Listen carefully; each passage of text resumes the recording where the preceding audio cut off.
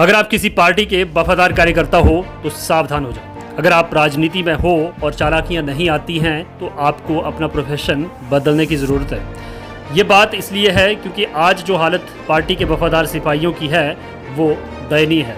एक वफादार कार्यकर्ता ना तो आवाज़ उठा पाता है और ना ही आगे बढ़ पाता है। 100 में से मुश्किल से 5 होंगे जो अपनी वफादारी के दम पर आगे बढ़ पाते हैं। बाकी सिर्फ इसी तसल्ली में रहते हैं कि वो एक वफादार सिपाही है।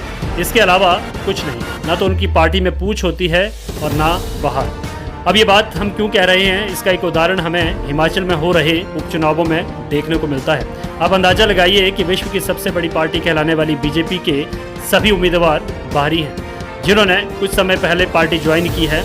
अब सोचो 68 में से 9 कैंडिडेट बाहरी हैं और जिन विधानसभा क्षेत्रों में ये नए कैंडिडेट आए हैं उनमें आपको क्या लगता है कि बीजेपी के वफादार और काबिल नेताओं की कमी है?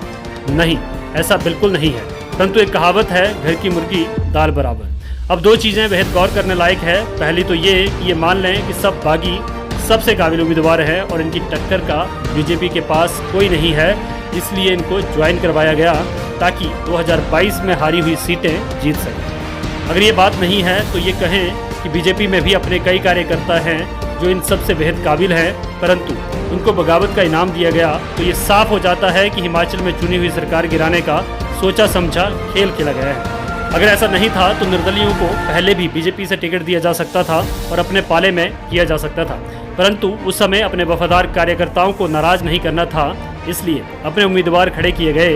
परंतु जब हार गए तो कार्यकर्ता जाए तेल लेने, हमें तो किसी भी हालत में सरकार बनानी है। परंतु हुआ इसका उल्टा ही।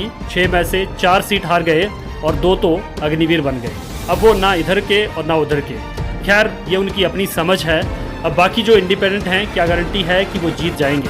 अगर हारे तो वफादार कार्यकर्ता भी खोए और पावर में आने की भूख भी नहीं मिटी। ऐसा नहीं है कि ऐसी राजनीति सिर्फ बीजेपी करती है, कांग्रेस ने भी ऐसा किया है। परंतु उनके साथ अच्छी बात यह है कि कालिया और राणा चुनाव जीत गए हैं तो ज़्यादा फर्क नहीं पड़ा।